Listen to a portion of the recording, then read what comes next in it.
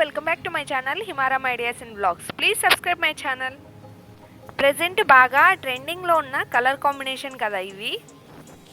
ఈ డ్రెస్కి అయితే స్లీవ్స్ నేను ఈ మోడల్లో పెట్టుకున్నాను. ఈ డ్రెస్ని ఎలా స్టిచ్ చేసుకోవాలనేది నేను మీకు ఈ వీడియోలో చెప్తాను. ఈ డ్రెస్ కటింగ్ వీడియో కావాలనుకుంటే మీకు డిస్క్రిప్షన్లో లింక్ షేర్ చేస్తాను. ఇంట్రెస్ట్ ఉన్న వాళ్ళు చెక్ చేయండి. ఇలా మెయిన్ ఫ్యాబ్రిక్ మీద మనం లైనింగ్ ఉంటుంది కదా, ఆ లైనింగ్ ఇలా ముడతలు లేకుండా పరుచుకోవాలి.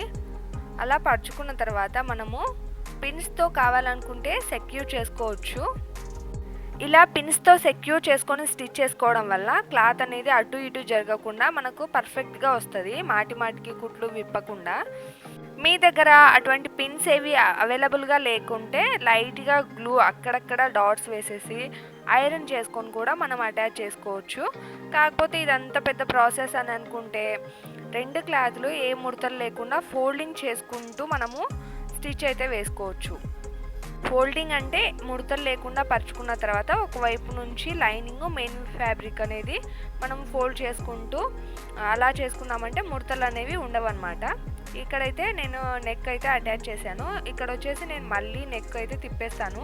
బ్యాక్ సైడ్ మాత్రం అలా కాకుండా లైనింగ్కే నెక్ తిప్పేస్తున్నాను. అంటే పైపింగ్ వేసుకోవడానికి సపరేట్గా స్టిచ్ చేస్తారు కదా, అలాగైతే నేను ఫ్రంట్ పార్ట్లో చేస్తున్నాను. బ్యాక్ పార్ట్ అయితే ఓన్లీ లైనింగ్కే తిప్పేస్తున్నాను అనమాట కుట్టు. ఇక్కడైతే నెక్ కట్ చేసుకున్న తర్వాత కచ్చికలు అయితే పెడుతున్నాను. మనం నెక్ ఏ దానికైనా కరువు తిప్పేటప్పుడు ఖచ్చితంగా కచ్చికలు అనేవి తీసుకోవాలి. అలా తీసుకుంటే షేప్ అనేది పర్ఫెక్ట్గా వస్తుంది.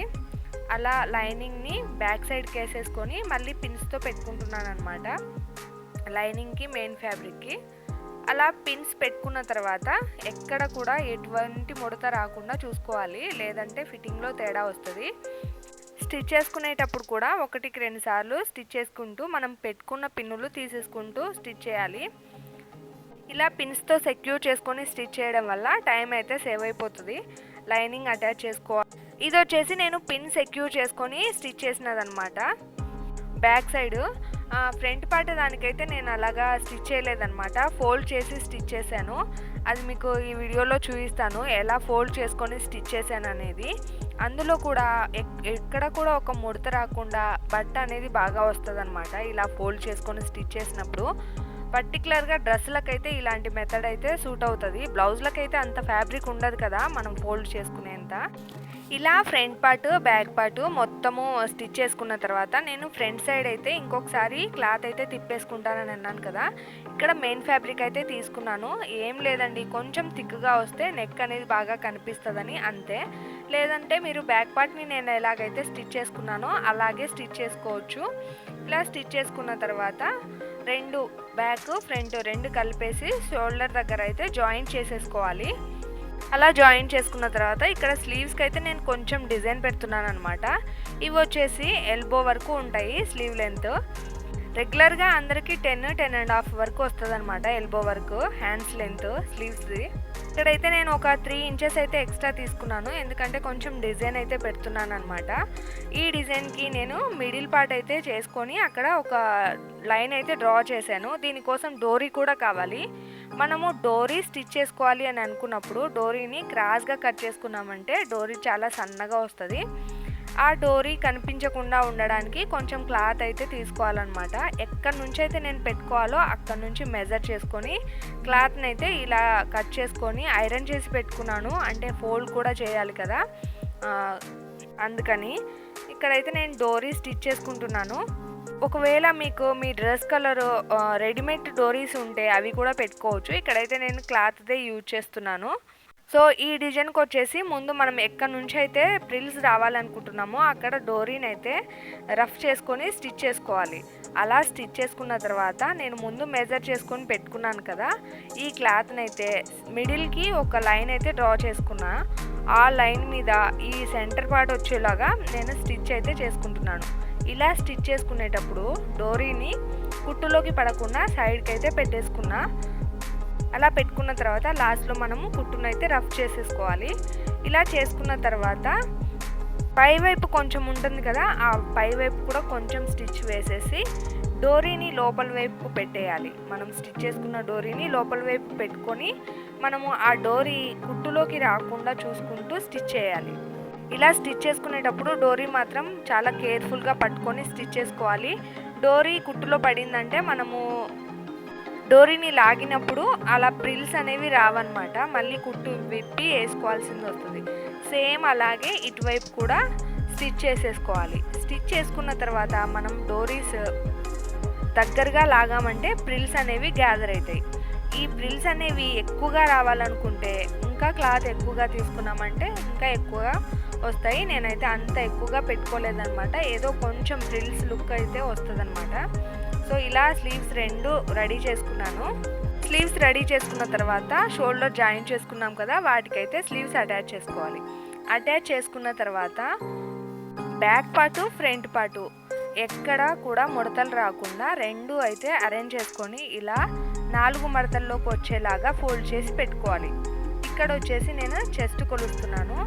చెస్ట్ మనది ఎంత అయితే ఉంటుందో దానికి 3 ఇంచులు ప్లస్ చేసుకొని మనము డివైడెడ్ బై 4 చేసుకోవాలి. మీ చెస్ట్ మెజర్మెంట్ ఎంత వస్తుందో దానికి 3 ఇంచులు ప్లస్ చేసి డివైడెడ్ బై 4 చేయాలి. సేమ్ అదే ప్రాసెస్ ఇక్కడ నడుము దగ్గర కూడా వేయాలి. నడుము ఎక్కడ తీసుకుంటారు? ఇప్పుడు మనము బ్లౌజ్ వేసుకుంటే మనకు నడుము పాటు ఉంటుంది కదా, అక్కడ డ్రెస్లో మనకు నడుము పాటు అని అంటారు. ఇక్కడ కూడా సేమ్ అంతే. మన నడుము ఎంతైతే ఉంటుందో దానికి 3 ఇంచులు ప్లస్ చేసేసి డివైడెడ్ బై 4 చేసుకొని ఒక మార్క్ అయితే వేసుకోవాలి. ఇలా మార్క్ వేసుకునేటప్పుడు పై వైపు కింది వైపు రెండు వైపులు వేసుకున్నారంటే మనం స్టిచ్ చేసుకునేటప్పుడు ఈజీగా ఉంటుంది. ఇలా పిన్స్ పెట్టుకునేటప్పుడు ఆర్మ్ హోల్ దగ్గర జాయింట్స్ ఉంటాయి కదా, అవి రెండు ఈక్వల్గా వచ్చేలాగా పిన్స్ అయితే పెట్టుకోండి. ఒకవేళ ఎగుడు దిగుడు ఉంటే కుట్టు ఒకటి క్లాత్ ఎక్స్ట్రా ఉన్నట్లు అది కట్ చేసుకొని మళ్ళీ స్టిచ్ చేసుకోవాలి. ఎగుడు దిగుడు లేకుండా ఈక్వల్గా ఉంటే మనకు ఆర్మ్ హోల్ దగ్గర మనం జాయిన్ చేస్తాం కదా స్లీవ్స్, అవి రెండు ఈక్వల్గా వస్తాయి. సో ఇంకా హిప్ దగ్గర కూడా సేమ్ అంతే. మన హిప్ ఎంతైతే ఉంటుందో దానికి ప్లస్ 3 ఇంచు యాడ్ చేసేసుకొని మనము ఇక్కడైతే మార్క్ చేసుకోవాలి. హిప్ అనేది మనం ఎక్కడి వరకు పెట్టుకుంటామో అక్కడి వరకు. కొంచెం లైట్గా పొట్ట ఉన్న వాళ్ళకైతే నడుము దగ్గర నుంచి ఎక్కువగా కరువు తీయకూడదు. నార్మల్గా కాలేజ్ చదువుకునే పిల్లలు కొంచెం ఎస్ సైజ్ ఉంటారు కదా, వాళ్ళకైతే కరువు తీయొచ్చు అనమాట. ఎక్కువగా కరువు తీస్తే పొట్ట దగ్గర మనకు టైట్గా అనిపిస్తుంది. లూజ్గా ఉంటే మనకు డైలీ వేర్ వేసుకోవడానికి కంఫర్టబుల్గా అనిపిస్తుంది. లైనింగ్ డ్రెస్సెస్ అన్నిటికీ కూడా మనము 3 ఇంచ్ లేదా 3.5 ఇంచ్ పెట్టుకున్నామంటే కంఫర్టబుల్గా ఉంటుంది డ్రెస్. లైనింగ్ లేకుండా మనము సాటిన్ డ్రెస్లు యూజ్ చేస్తాం కదా, వాటికైతే 2.5 అయితే సరిపోతుంది. మీకు జిప్ ఉండి టైట్గా ఉండాలనుకుంటే 2 ఇంచెస్, అది కొంచెం ఫ్లెక్సిబుల్ ఫ్యాబ్రిక్ ఉంటుంది కదా, వాటికైతే కొంచెం మారుతూ ఉంటుంది. ఇలా అయితే రెండు వైపులో కూడా నేను మార్కింగ్ వేసుకున్నాను. బ్యాక్ సైడ్ ప్లేట్స్ అయితే నేను వేయలేదు దీనికి, ఎందుకంటే కాటన్ కాబట్టి ఉతికే కొద్దీ సింక్ అవుతూ ఉంటుంది. వేసుకున్న మార్కింగ్ ప్రకారం నేనైతే స్టిచ్చింగ్ అయితే చేసుకున్నాను. ఇంకా ఇప్పుడైతే మనము ఖర్చు అయితే స్టిచ్ చేసేసుకోవాలి. ఇంకా రెండు వైపులో కూడా ఫోల్డ్ చేసేసుకొని మనము స్టిచ్ అయితే చేసుకోవాలి. ఇక్కడ నేను ఎక్కువ ఫ్యాబ్రిక్ అయితే వదులుకోలేదు, ఓన్లీ 1 ఇంచ్ మాత్రమే వదులుకోమని చెప్పాను కదా వీడియోలో, అలాగే 1 ఇంచ్ మాత్రమే వదులుకున్నాను కాబట్టి కటింగ్ మళ్ళీ చేయాల్సిన అవసరం ఏమీ లేదు. ఇంకా సైడ్స్ ఎలా అయితే ఫోల్డ్ చేసి స్టిచ్ చేస్తామో కింది వైపున కూడా అలాగే ఫోల్డ్ చేసి స్టిచ్ చేయాలి. సో మొత్తం అయిపోయిన తర్వాత మన డ్రెస్ అయితే కంప్లీట్ అయిపోయింది. లుక్ అయితే చూసేయండి, పర్ఫెక్ట్ ఫిట్టింగ్ అని నాకైతే అనిపిస్తుంది. మీకు ఎలా అనిపించింది కామెంట్ చేయడం మర్చిపోకండి. ఈ డ్రెస్కి ట్రౌజర్ అయితే స్టిచ్ చేసుకున్నాను. ఈ ట్రౌజర్ కటింగ్ స్టిచ్చింగ్ వీడియోస్ కూడా మన ఛానల్లో అప్లోడ్ చేశాను, ఇంట్రెస్ట్ ఉన్న వాళ్ళు చెక్ చేయండి. స్టిచ్చింగ్కి సంబంధించిన ఏదైనా డౌట్స్ ఉంటే కామెంట్ చేయండి, ఖచ్చితంగా రిప్లై ఇస్తాను. వీడియో ఎలా అనిపించింది కామెంట్ చేయడం మర్చిపోకండి. ఓకే, వీడియో నచ్చితే లైక్, షేర్, సబ్స్క్రైబ్. బాయ్.